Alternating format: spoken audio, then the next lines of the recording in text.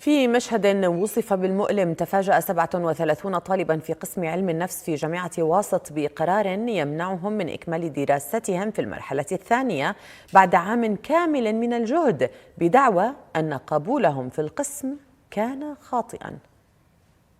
تفاجأ قرابة 40 طالبا في قسم علم النفس بجامعة واسطة بقرار مفاجئ يمنعهم من إكمال دراستهم في المرحلة الثانية بعد عام كامل من الجهد الكبير والالتزام الدائم، بدعوى أن قبولهم في القسم كان خاطئا فعليا ومثيرا للجدل. بعد قبولنا قسم علم النفس التربوي واجتازينا المرحله الاولى، وصلنا مرحله ثانيه داومنا، وحاليا تفاجئنا بقرار مجحف بحقنا انه يفصلونا من قسمنا وينقلونا لغير جامعات مو بالواسط اصلا، يعني يقول لك تروح للديوانيه، تروح للحله، تروح لبغداد، واحنا ناس موظفين واصحاب عوائل وعندنا شغل، يعني نختار الجامعه اللي بصف بيتنا على مود نروح ونرجع لبيوتنا، لو نروح 170 كيلو يوميه وترجع. المعاناه اللي نعانيها هسه انه الجامعه ما قابلتنا، والجامعة تقول أنتم مرفوضين، من بعد سنة رفضتنا الجامعة، هسه احنا نريد نعرف شنو مصيرنا، شنو الإجراء اللي راح يتخذ بحقنا.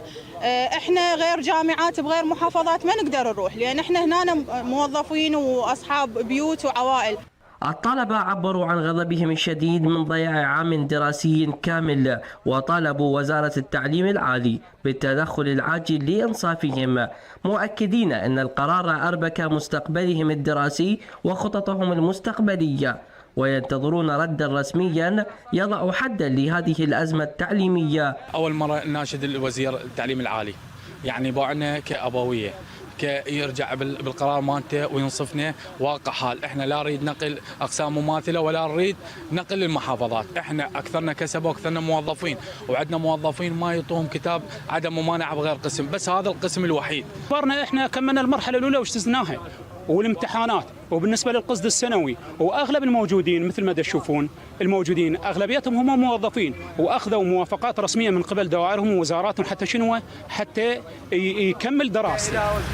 عام دراسي كامل مضى بين المحاضرات والامتحانات ليفاجأ هؤلاء الطلبة بأن كل ما أنجزوه أصبح هدرا أكاديميا لا أكثر، وبين قرارات إدارية متضاربة ومستقبل معلق يبقى الأمل بتدخل ينقذ ما يمكن إنقاذه. من محافظة واسط، حمزة الزرقاني، التغيير.